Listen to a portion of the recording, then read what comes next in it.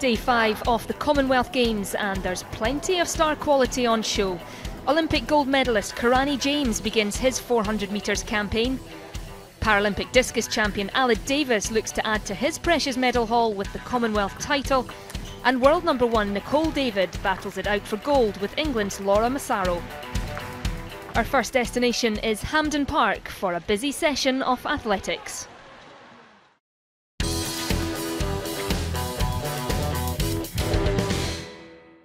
The second day of athletics at Hampden Stadium was another action-packed affair. We begin with the start of the men's decathlon event. Australian Jake Stein was one of the medal favourites, and he lined up in Heat 1 of the 100 metres alongside brothers Lyndon Victor and Kurt Felix from Grenada. And it looked to me as though that might have been an early rise from Jake Stein, ranked 5th in the Commonwealth, 2nd in the World Juniors a couple of years ago. I don't know what the starters will make of that. Different rules on the decathlon, but it was indeed Stein.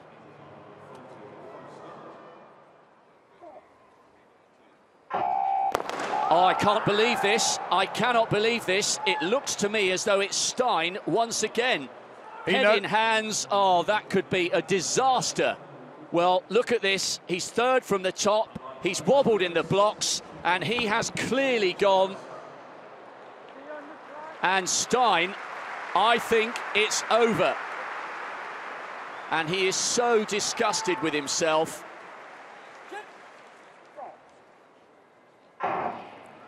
This time they are away at the first time of asking. Good start from Kane on the far side. And look at the two Grenadian brothers coming through. It's Felix, the older of the two.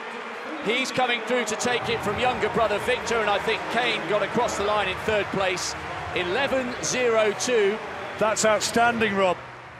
Confirmation, the two Grenadians with lifetime bests. A fabulous start for them. Stephen Kane with a season's best in 3rd, 11.33. Jake Stein takes no further part. So we move now on to the second of the men's decathlon 100 metres heats, and Ashley Bryant will be starting in lane 2. Quickest man in the field this season, David Guest of Wales, 11.1. He has gone sub 11 seconds.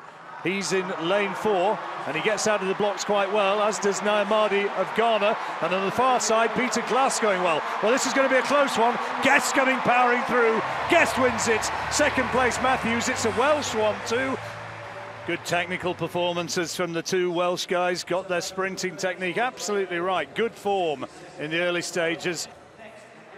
Here is the lineup for the 3rd heat in the men's decathlon. All eyes on Damien Warner, who'll start in lane 1. Has he fully recovered from his mid-season ankle problems? Bronze medalist in Moscow last year at the World Championship.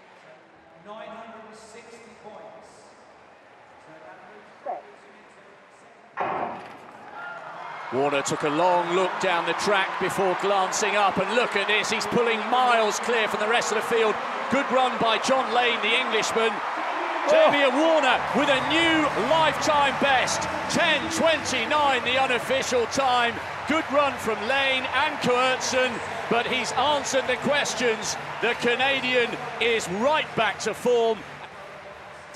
Damien Warner with the fastest time ever recorded by a decathlete in the history of the Commonwealth Games. John Lane equaling his lifetime best. Willem Coertson producing a new one. Warner has laid down the gauntlet. And that's what it means so far as points are concerned. And Damien Warner will be absolutely delighted to have taken the early lead. Canada's Damien Warner was the leader going into the second discipline, the long jump. His first jump of 7.5 metres was his best of the round, but it was England's Ashley Bryant who would outjump them all. Ashley Bryant of England then, round 3 in the men's long jump decathlon. Great support. Well, 6.82 in the second round is his best to date. Oh, yes, Ashley Bryant. That's a super jump from the Englishman. Well, it's a little bit untidy, but I think he may have flung himself out to a lifetime best performance. 7 metres and 56. A lifetime best. But in terms of the overall standings after 2 events, it's still Damien Warner of Canada leading the way from John Lane, 1,960 points. Very similar point difference between himself and John Lane of England. Exactly the same, 99 points. What are the odds of that? Into the first of the throwing disciplines next with the shot put, and Stein showed what might have been with the throw of the day. Jake Stein, his 3rd and final attempt. Oh, he's repositioning himself, looking for an improvement. 14 metres 80 is lifetime best. Get up! Oh, get up, he shouts, get up. Oh, yes, well, that's going to be close. That's the 15-metre line. That's going to be very close to his personal best of 14.80. 14 metres and 30 in the first throw. Fouled out in the second. 14. Oh, it is 14.80. Look at that. That's absolutely good stuff.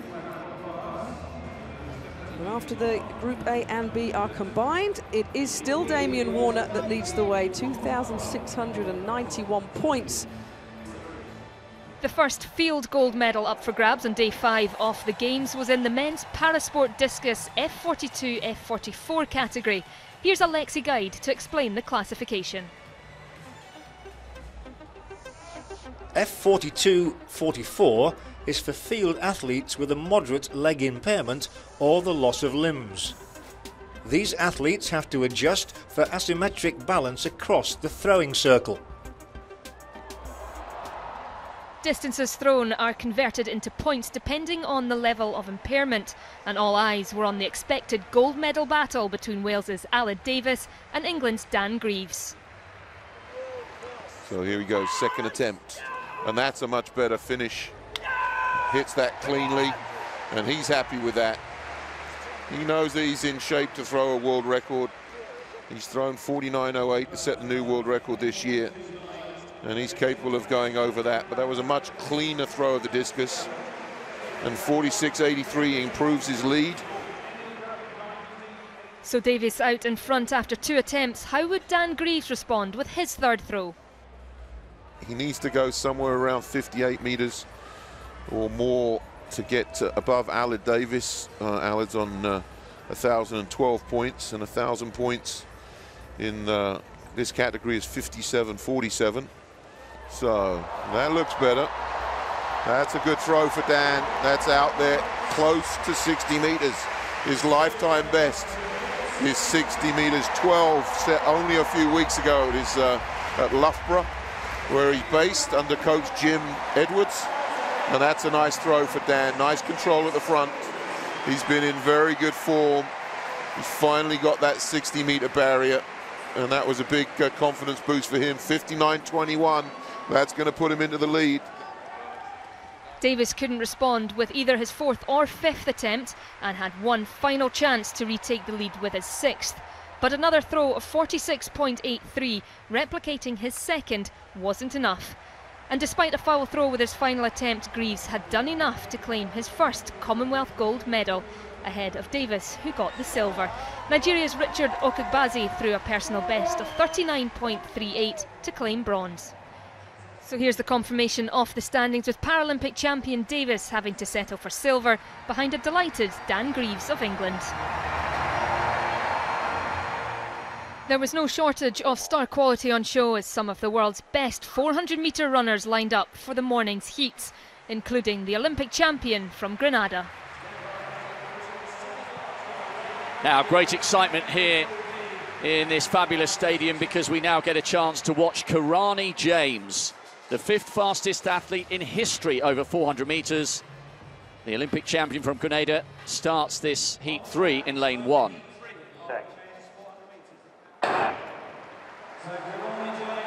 Karani James lolloping round the first bend. Michael Bingham started well. He's already up onto the shoulder of Machine McDonald. And James is now coming past Stone of Papua New Guinea, coming up on his inside. McDonald has re-established a couple of metres over Michael Bingham, and also the Canadian Robertson trying to run well on the outside, with Aqua, the Nigerian, just holding on. Karani James tucking in on the inside, not doing a great deal at the moment. James has it from Bingham. Rasheen McDonald just having to work a little bit hard there to ensure he picks up the third spot. Karani James sauntering across the line. Bingham takes second. McDonald is third in the end, 45.53. And I guess it looked exactly what it was, because if you can run 43 3/4 seconds, then 45.5 is almost jogging. James has a lot more to offer. He is such an exciting guy to watch, and it's fantastic that he's gracing the Commonwealth Games with his presence.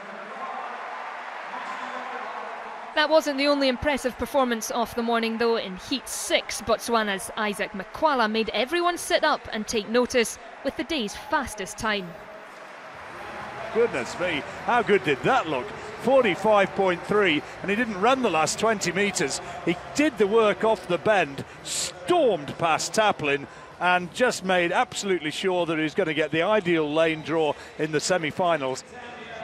So the last of the opening round heats in the men's 400 metres. Lalonde Gordon of Trinidad starts on the inside in 1. Martin Rooney of England coming back to something like his best form. He goes in lane 6.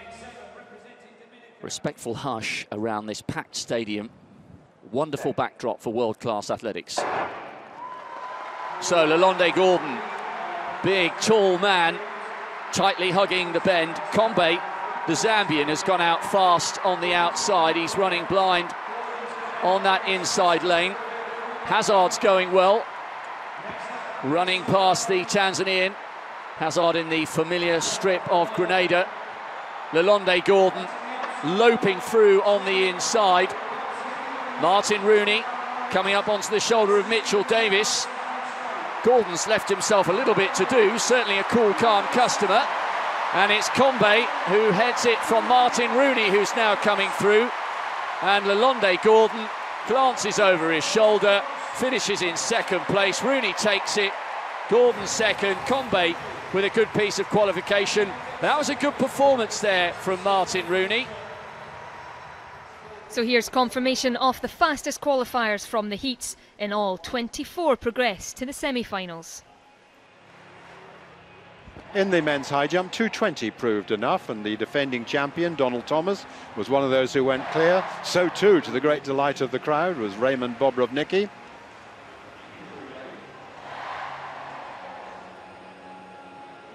And Tom Parsons of England, Brandon Stark of Australia, the brother of the Australian Cricket International, they were through. So too, Martin Bernard making a comeback to competition in Commonwealth Games year. All successful. So it meant that all the big names went through in the high jump at 2:20.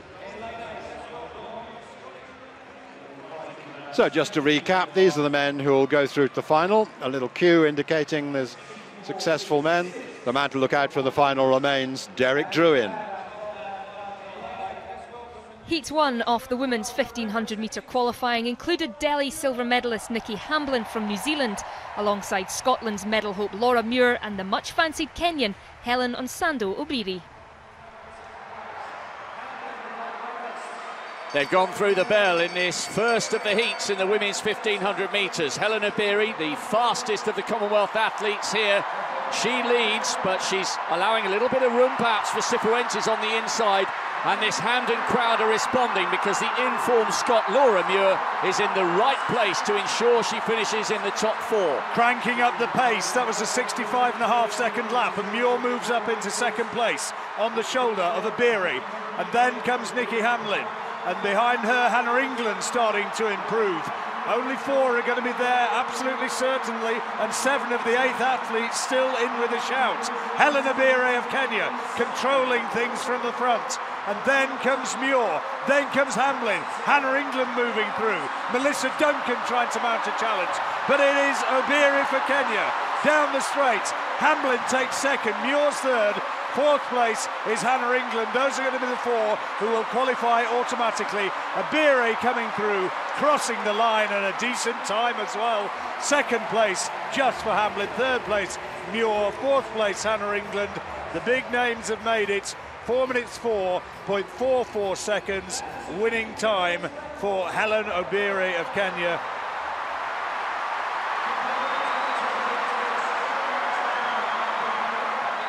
It was Kenya's Faith Kipyegon who was fastest in Heat 2 ahead of Canada's Kate Van Buskirk and Laura Waitman from England. But she'll still have plenty to do in the final, as she only qualified as 6th fastest.